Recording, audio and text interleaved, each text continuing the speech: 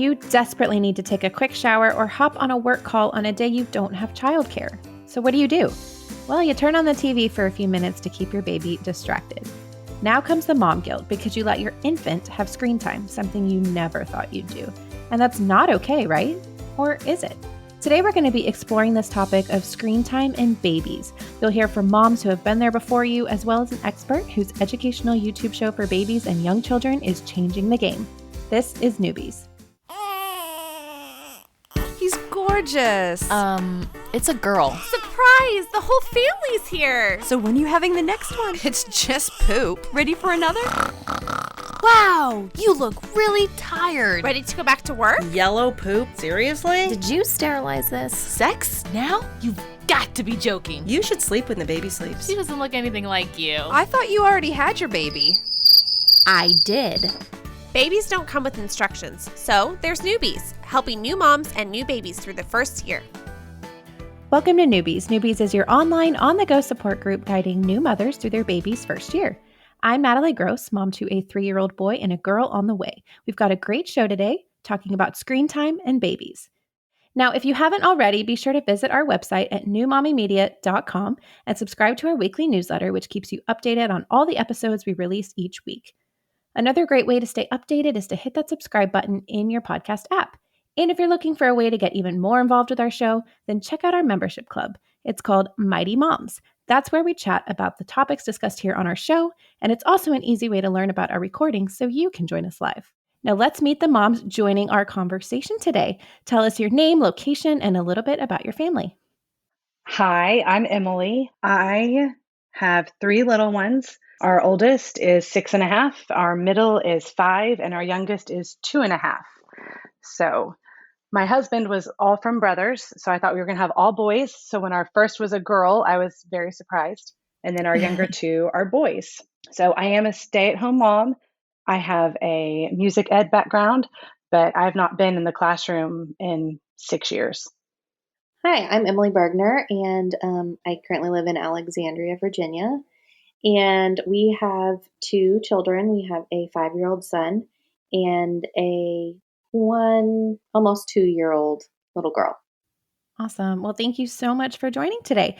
So where do you fall on screen time for babies and young kids? Are you for or against? And did that opinion change at all from before you had kids? I for sure was against screen time before I was a mom. I had read all kinds of things that said, you shouldn't allow screen time. But it definitely changed after I became a mom. Just life got busy. And it's an easy babysitter. I also really think that it changed a lot watching my older child when he was a baby, watching shows like educational shows.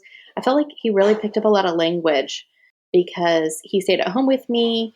And so literally his language was built around whatever I said. And so I, was exhausted reading and talking and playing with him literally all day, every day. And so sometimes it gave me a break to fill in that language. And I feel like even things that I wasn't remembering to talk to him about, he was getting through like educational TV.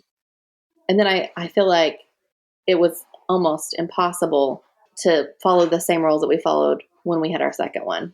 Definitely coming into, so our first was born in the fall of 2015.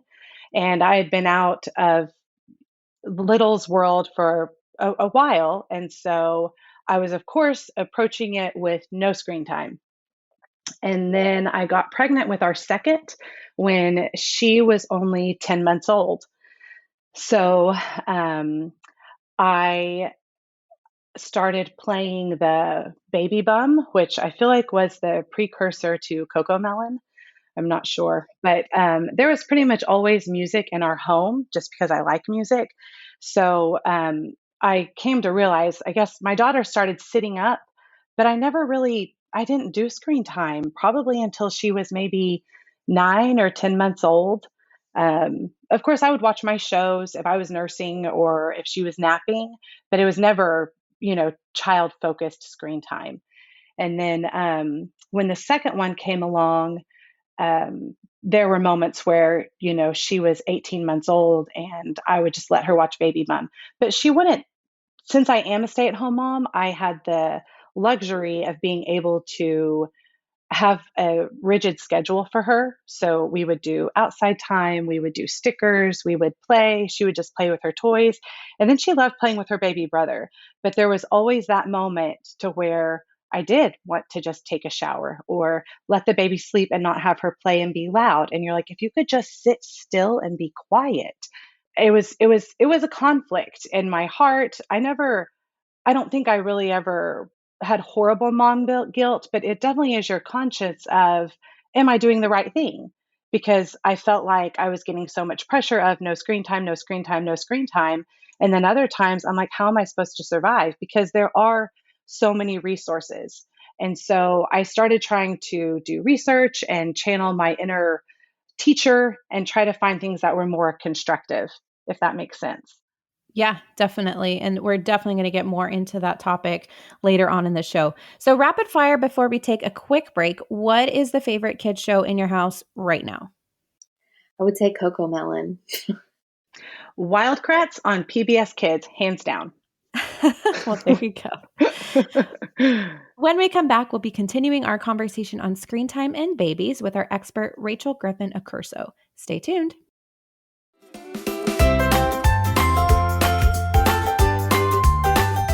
Today on Newbies, we're talking about screen time and babies. Our expert today is Rachel Griffin Accurso, the creator of Songs for Littles, a YouTube channel I discovered when my son was a baby. She's a passionate educator and award-winning songwriter with a master's in music education from NYU. Rachel, or Miss Rachel, I should say. You can call me Rachel. Thanks for joining us and welcome to Newbies. Thanks for having me. Yeah, you'll always be Miss Rachel in my head. It's sweet when adults call me Miss Rachel. I'm like, oh, Yeah. You can just call me Rachel. Well, tell us about Songs for Littles and what inspired you to start it. Yeah, well, my son definitely inspired the show, though I've always loved children's media. I grew up on Sesame Street and Mr. Rogers, and Mr. Rogers has always been my hero. I love PBS, as your guest just mentioned. It's a great channel. But yeah, when I had my son, I stopped teaching public school music to be home with him.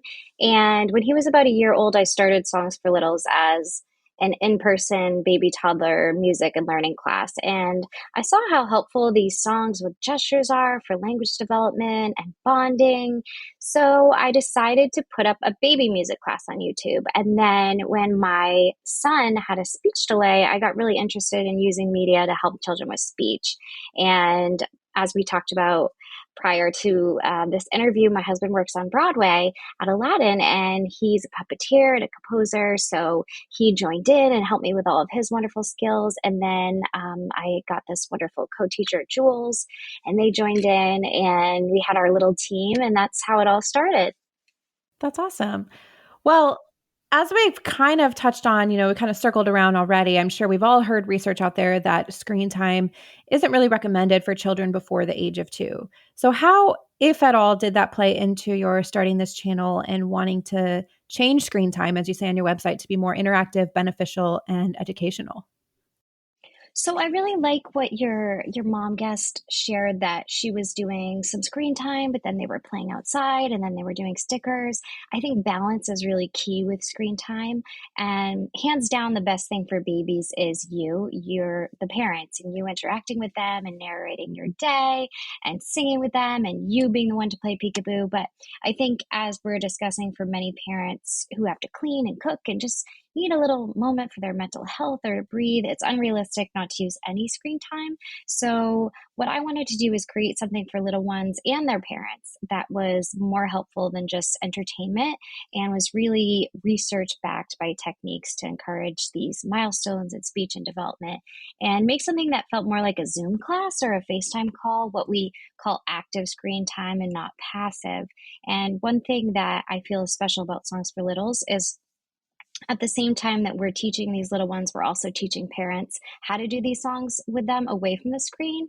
And we're putting milestones at the bottom of the screen so parents can learn these milestones, because I find a lot of parents messaged me and they weren't aware of the milestones, and their child is 3 years old and has missed a ton and didn't get that help as early as they could. So, it's just, I feel like we're trying to help both the children and the parents. And what's awesome is I'm getting a lot of TikToks of parents doing these songs and little games and techniques away from the screen. And I'm so excited to see, oh, I learned the song from your channel. I learned this game to do with my baby from your channel, but now I'm doing it myself away from the screen. I'm doing it at mealtime. I'm doing it in the bath. And I'm like, oh, that's just exactly what we're hoping happens. Yeah. Well, walk us through some ways that you are helping your baby viewers learn, whether it's speech development or, like through these songs. Something I focus on that's not as widely known to be excellent for them is encouraging gestures. I work on 16 gestures by 16 months old, and gesture use 9 to 16 months predicts language ability 2 years later, and language ability predicts success in preschool. And before I had my son, I didn't know how important these gestures were, so I figured a lot of parents didn't know either. So I'm always modeling gestures on the show, like clapping, waving, pointing, nodding, shaking head no, saying, I don't know. And then I use techniques I learned from my son's former speech therapist, Julie and Trisha at Chatterbox NYC. They taught me a lot of wonderful techniques like, saying to the children through the screen while I'm holding bubbles, ready, set, and then they're going to fill and go because they want to see me do the bubbles. So I use a lot of techniques from them. And then I use a lot of songs with gestures. I find with the cartoon nursery rhymes, sometimes they're showing the story of the song, but they're not showing these wonderful gestures. And children, if they're imitating these gestures, it's just so good for them. That's imitation and gestures are building blocks of speech. I also model imaginative play, which is more important than I also had realized before I became a mom, that this pretend and imaginative play is so important for children because it also just adds so much skill, and imagination is just such an important skill. So, and it's also a red flag if they're not doing the pretend play. So we try and point out the red flags and point out the milestones and help little ones and their parents learn all about those. Well, what sort of feedback have you gotten from parents of infants specifically about the show, like that 0 to 12 month range? Parents definitely comment that babies have learned gestures from the show, like waving, and I see the TikTok videos. It's nice because I can test the show. I see how the show's doing by watching all these TikToks of wonderful families. And it's helped with first words, sign language. Some of the babies have learned sign language from the show, and then they do it to the parent. The parent's like, I have to watch the show more with you because I don't realize what that one is. The really cool thing is a lot of parents of children who are, 11, 12 months old, haven't had that first word, have said it's really helped with speech. And that's something that is definitely a mission of the show, is to help with speech. So. Yeah. And you also incorporate like some sign language gestures, kind of like you were talking about, that I know helped my son. So I'll be a proud advocate there too. Oh, that's great. I'm so great to hear that. So great to hear that. Yeah. Well, I want to ask you the same question that I asked the other mom. So before you became a parent, what were your views on screen time and how did those change or evolve over time? Definitely similar to your guess. I thought I wouldn't use much at all, but having a toddler in the pandemic made it extra difficult not to use screen time. I always did think screen time could be beneficial. And with my son's speech delay and him being such a visual learner, I really saw that for some reason it did help him a lot with his speech.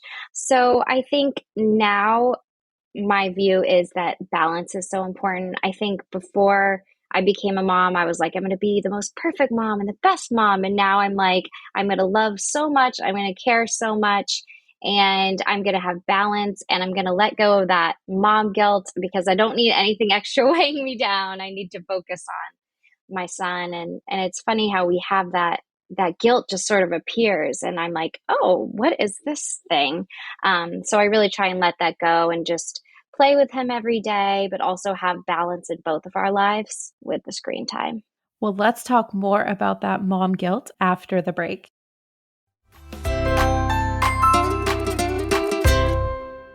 We are continuing our discussion on screen time and babies. So we were just kind of starting to touch on mom guilt. And one thing I want to discuss is, that we're all moms of littles during a pandemic that seems like it may never end. So there is that idealistic mindset of, I will never sit my baby in front of a screen before they're 2 years old, because I know I started there and then I broke that. And then because there's the practical, right? Like I really need to get something done. I don't have childcare. Many of us dealt with that during lockdown. So how would you say the pandemic has affected screen time usage in your households? And then have you felt mom guilt about that or shamed by other parents even? And how have you overcome that? Yeah, this is Emily Berkner. And I feel like one of the ways that I was really inspired by other moms to use screen time was through the use of like brain breaks on YouTube to get up and get a little movement when we couldn't get out of the house. And so I was really inspired by other moms that really encouraged me to do that. And so that was great. Of course, when in the depths of the pandemic, I was pregnant with our youngest, and I was also trying to work with my 3-year-old at home. And I felt terrible guilt because literally he spent way too many hours in front of the TV, because that was literally the only thing that would occupy him. But at some point I realized like I just had to let him watch TV to survive for some kind of work-life balance while I was working from home. I feel like we've had to learn a new normal, and I've had to like definitely set boundaries and clear expectations with my 5-year-old in particular about when we can watch TV and when we can't watch TV. And so we've learned that balance. I would say that honestly, the pandemic really helped me realize that we don't need TV. Whenever we hit it, we were watching, they would wake up and they would watch maybe a little show, and we would do breakfast, and then they would watch a little show. And then I realized that no one was really cooperating. And depending on the show, no one was really being imaginative about play, or their brains were like on slow for about 15 minutes, and then they would start kicking in. Does that make sense? Yeah. It's like they were in a TV coma. And so what we started doing was just like Miss Rachel was saying, which Miss Rachel, I am totally a fan. We have done some of your songs. I just realized who you are. Oh, thank you so much. But yeah, you hone into that because you want to be intentional, And so I started totally writing out plans for our days and for our weeks. One day we would do animals, and we would find all the animal songs on YouTube, and we would turn it off, and we would act like the animal, we would walk like the animal, we would make the animal sound.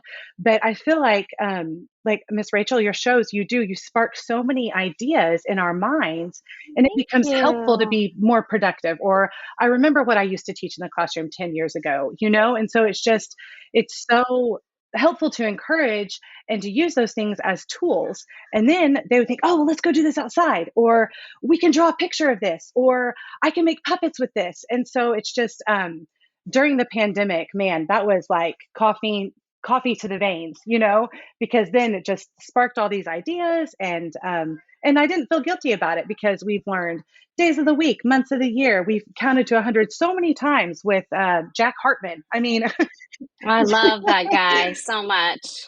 And so it's just, so yeah, Natalie, sorry, back to your original question. It was rough at time, but honestly, I feel like through the pandemic, we've learned that we don't need TV. And two, I will say, the only screens we have are one iPad and one TV in our home. Our children do not have TVs in their rooms. They do not have their own personal device. And I have busted out the PBS app games on my phone when we're in waiting rooms for appointments. You can't go wrong with PBS. PBS is wonderful. Yeah, we love Daniel Tiger at our house because it's such good, like social emotional learning. Oh, Daniel, it's the best. It's the best. I love him so much. That's one of my favorite shows. It's wonderful. I can answer the same question. With the pandemic, we definitely did more screen time because in the winter, just being difficult to go out. But again, what we're all saying is you look at the quality of screen time. And I think something good to do is look at who is behind the screen time. And with PBS and Sesame Street, it's educators, it's researchers. So you can really think about what is the quality of this screen time. And as the creator of one of our favorite shows, Daniel Tiger's Neighborhood, says, Angela Santamero, that there's a lot of nutritious screen time. So you can do the screen time that's nutritious and your kids not passive and they're active and they're engaged in it. And then you can shut it off and have time where they're just exploring toys or you're playing on the floor with them, or then you guys go to the park. So it's all about balance. I think balance is really healthy and important. And it's okay to watch some TV and you can just be kind to yourself about it. That's what I've come to do with myself. Be like, you know what? I'm doing a great job with my son and I'm balancing things and it's okay. And I'm seeing the benefits of some screen time and it's just fine. You know, we don't want to have all this guilt. It's just going to weigh us down, you know? Yeah, totally. I was just going to say that I totally echo that as well. We can't go through life without screens right now. And so I would rather teach my children to use them appropriately in a healthy way that's constructive. And then also know that self control limit of, okay, I did that. Let's move on to something else. Because I will add, during the pandemic, we added our Friday night movie night. And so we get to watch, our a kid movie, a Disney movie. I do have some fans of The Sound of Music and Mary Poppins. But, Yay. just trying to use them to facilitate learning. Our daughter started kindergarten and they gave her a laptop because you don't know what's going to happen. So she knows how to use a laptop. She's used so many educational websites, and then she'll come home and say, oh, I have my laptop. Can I use it? And I'll say, let's not do that. You do that at school. And she'll just say, okay. And she'll find something else. So just trying to facilitate an environment to where they are beneficial and to teach them. And I think also that we can be examples with our phones as we have our screens and our things. There are so many times where I have caught myself multitasking, whether I'm doing my calendar, responding to a quick email with three littles running around, that I don't want them to see my phone or my tablet or whatever attached to my hand. I want to be intentional. So I'll say, just a second, I'll put it down, or I'll just put it down. There's nothing too urgent than my child asking me for something, because I can remember. And then so many times I'll go back to them. Oh, what do you need? I don't remember. And then again, there comes the mom guilt. So I have learned to try to be more intentional about what I'm doing. I won't respond to any of my messages, usually in the mornings. And then whenever it's quiet time or rest time, or whenever they are having that screen time, I'll have my screen time. And so it's that accountability with my spouse, with my children, and just trying to keep that in check. Of course, we are all human. And I think we live in a reward system. You go to work, you get a salary. So there are moments where, we turn on the crazy cartoons. We've rediscovered Tom and Jerry and Wile E. Coyote and the Roadrunner and all these fun things that are not educational at all. But they're fun for just a little bit. And I think, again, echoing Rachel, that balance is really important. And don't feel bad. You're a great mom. Everyone's a great mom. We are doing our best and we love our kids.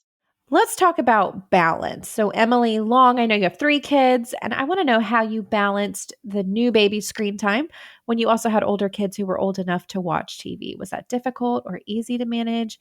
Any tips you have for other parents listening would be great. And then Emily Bergner, if you want to answer after her, because I know you have 2 kids, that'd be great. I would say it's a steep learning curve. Every kid is different. Every family needs different dynamics. There were so many times where the second or third baby couldn't nap because the older child or children were making too much noise. So I would strategically place that pointless screen time to where it would benefit me. Okay. I would set the timer. All right, you've got your show, baby's napping, I'm doing the dishes, or I'm taking a shower. And so just thinking through our day, instead of letting all of this anxiety rise up and make yourself feel like you're a failure, just think through it. Write down where you need help in your day and when you don't need help. If you're working at home, try to manage that. If you're on maternity leave, it really helped me to get an hourly planner, write out when you're nursing the baby, write out when the kids get screen time, and layer it to where it's beneficial. And again, there were many times when I failed with all of that. So definitely a learning experience, if that makes sense. And there are things that our youngest right now, 2.5, is watching that I would never let my oldest watch when they were 2.5. I mean, it's just, it erodes your resilience erodes, but I think also you become more wise through experience. And many times I've totally messed up. I think it was last summer, they would wake up and I would wake up when they woke up because I was so tired. And because, of course, the baby was sleep training, he was 1. And I would just turn on the TV to PBS Kids and I would make myself feel good about it. And before I knew it, I'm still drinking my coffee. An hour has gone by and no one has had breakfast. And so I sat all of the kids down and I just said, hey, of course, the baby again didn't care what I was saying. I just said, hey, we're going to change our plan. We're going to try something new. And so every morning I would get up 30 minutes before them. I would take my time. I would make my schedule. I would do whatever I needed to do personally to prepare for the day. And then I would put 2 or 3 toys in the middle of the room right when they came out. So when they came down the stairs and saw the toys, they immediately played with those and they did not ask for screen time or a show. And so then I could make breakfast while they played. And that was a good change. But I had to come to the point to where I would say, oh, this needs to change. I've made a mistake, or we're going to try something new, or let's save our show for later. So I think being willing to not admit your mistakes, but reevaluate your situation is always helpful. Yeah, this is Emily Bergner. And it was really difficult because immediately, we were in the middle of pandemic life. And so my oldest was watching a lot more TV and I had a new baby. So I needed him to be occupied. So we just kind of tried to balance where he got to watch TV whenever baby was sleeping. And then once baby was around more often, it just happened a lot earlier for her. Thankfully, she didn't seem to be interested in watching the TV, so I kind of got lucky there until recently, and now she's super interested in watching TV. So it just kind of happened earlier with her than it did with him, but we just kind of had to find appropriate times when he could get that TV time in, that screen time in, when she was not around or she was sleeping. Rachel, maybe there are some parents listening who really do want to adhere to the recommendation to steer clear of screen time until their child's a little older. So, with your background as an early childhood educator, do you have any tips for other activities that, a baby can do with his or herself to keep them distracted long enough for parents to get stuff done? Yeah, little ones, gosh, I haven't had a little one in a while. He's 4 now. He's still my baby, but Always, right? They can watch you do the dishes from a little seat. They can watch you as long as they're not, crying. They can watch you do these chores and just, to them it's like, wow, someone's watching dishes. I've never seen that. They can they can play with little toys and entertain themselves. A shape sorter is a great toy. Trying to think of what other little toys I like, but I think playing music can be fun, like playing, what's it called, Siri or Alexa, and singing songs together. But they can just really explore toys. I definitely say it's great to learn some of these little songs like The Wheels on the Bus, The Itsy Bitsy Spider, some of the games like Peekaboo, so you can do them yourself.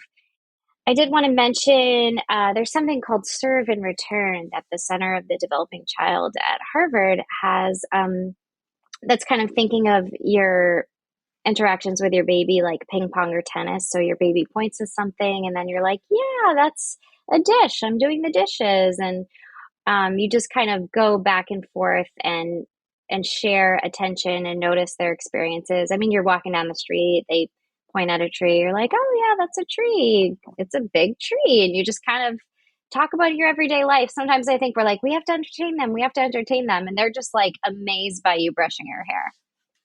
And they're just like, I'm happy watching you do stuff, or you could get one of those baby carriers and I always had my son in that Ergo carrier, just kind of had him with me. Well, those are some great tips. Any last thoughts here before we wrap up? Let go of the guilt. Yes, definitely, definitely. And try new things. It's totally fun to try new things. And as you're speaking, Rachel, I'm remembering my oldest when I was pregnant. I would put her in the high chair in the kitchen, and she would watch me do the dishes. I would get one of those sticky toys to the high chair, and it would stick, and she would play with it like those. Yes. Yeah, yeah. And we would do that. I mean, of course, you get the pots and pans out. Yeah, they love the pots and pans and like something that they can do like a little sensory play with. Mm-hmm. Someone on TikTok was sharing like you can just give them a cup of water and they just like have fun with that. They like try and drink it, they pour it. Yeah. And the serve and return, you can make a song out of anything, just even those, just a little callback and have them respond, even with a smiley face. The child would smile. You do things to make them smile, obviously. So yeah, don't ever be scared to be creative or try new things. We got really into all kinds of sensory things.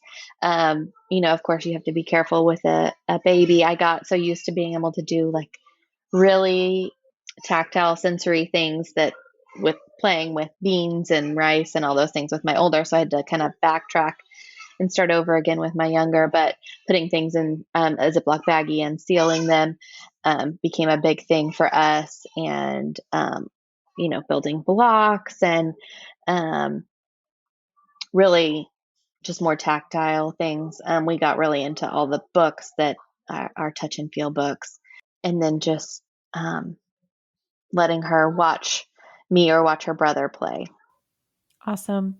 Thank you so much to our expert, Rachel Griffin-Accurso, and our moms, Emily Long and Emily Bergner, who joined us for this episode today. Be sure to check out Rachel's website at songsforlittles.com. It's also a YouTube channel. Also check out newmommymedia.com, where we have all of our podcast episodes, plus videos and more.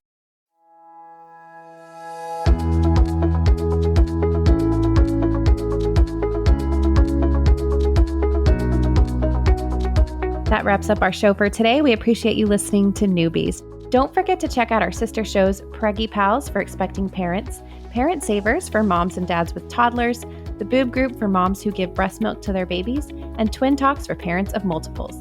Thanks for listening to Newbies, your go-to source for new moms and new babies.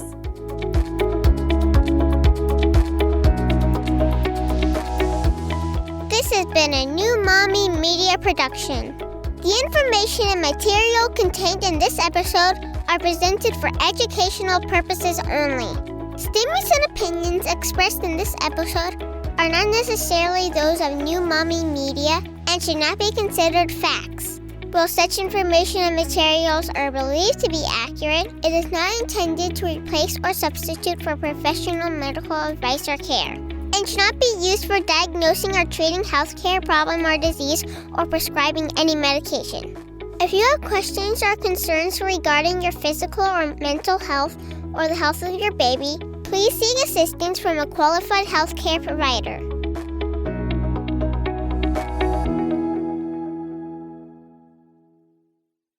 Hey mamas, don't forget to check out Mighty Moms. It's our online community built for new moms just like you.